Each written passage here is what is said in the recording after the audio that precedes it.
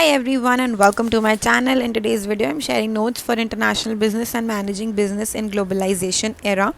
तो इस वीडियो में इंटरनेशनल बिजनेस के नोट्स एंड एक्सप्लेनेशन में शेयर करिए। नेक्स्ट वीडियो में इसके ही एकदम बाद वाली वीडियो में इसकी नोट्स आप चेकआउट कर सकते हो। So let's get started. International business क्या होता है?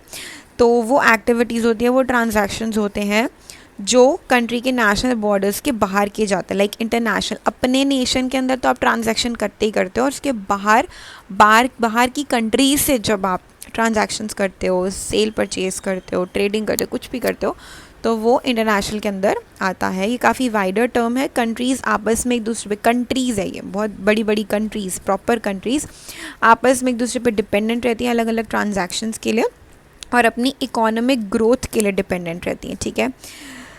जो इंटरनेशनल बिजनेस है वो अलग अलग मोड्स में हो सकता है, जैसे लाइसेंसिंग की फॉर्म में, कॉन्ट्रैक्ट की फॉर्म में, manufacturing, foreign assembly and etcetera. इन सब की फॉर्म्स में वो लोग इंटरनेशनल बिजनेस को प्रैक्टिस कर सकते हैं। इसके ऑब्जेक्टिव्स देख लेते हैं। डोमेस्टिक बिजनेस ज़्यादा प्रॉफिटेबल होता है क्योंकि वाइडर रेंज होती है, उनके पास कस्टमर्स बहुत सारे अवेलेबल होते हैं। ग्रोथ पोटेंशियल होता है इसके अंदर बहुत ज़्यादा। फॉरेन एक्सचेंज कमाने का मौका मिलता है जो कंपनीज़ होती हैं उनको। रिसोर्सेज का अच्छे से यूज़ हो पाता है, और गवर्नमेंट से भी कुछ बेनिफिट्स मिल जाते हैं अगर आप बाहर कुछ भी ग्लोबलाइज तरीके से आप बिज़नेस करो तो एडवांटेजेस क्या है? कंज्यूमर्स को भी वाइड चॉइस मिल जाती है प्रोडक्ट्स की, जो उनके कंट्री के अंदर सामान नहीं मिल रहा है वो मिल जाता है उन लोगों को। सोर्सेज का मैक्सिमम यूज़ होता है, एंड कंट्री जो चीज़ें खुद अपने कंट्री में, उनकी खुद की जो कंट्री में प्रोड्यूस नहीं हो पाती वो बाहर से इंपोर्ट करवा लेते हैं। इंटरनेशनल ट्रेड जो है वो फॉस्टर होती है, एंड जो सरप्लस प्रोडक्ट्स हैं, जो भी कंट्री ने चीज़ें प्रोड्यूस करी, अगर उसमें से कुछ सरप्लस है, कुछ एक्स्ट्रा है, तो वो बाहर की कंट्रीज़ में उसको सेल कर सकते हैं। तो ये भी एडवांटेज हुआ।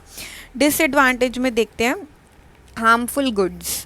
जो कुछ ऐसे गुड्स भी हो सकते हैं इंपोर्ट जो अच्छे ना हो, कुछ उसके अंदर फ्रॉड हो, तो ये एक डिसएडवांटेज है। कभी कभी कंट्रीज़ जो होती हैं जो बाकी कंट्रीज़ हैं उन पे ही डिपेंडेंट हो जाती है फुल्ली तरीके से, फूड के लिए भी, तो ये काफ़ी एक नेगेटिव उसमें आ सकता है।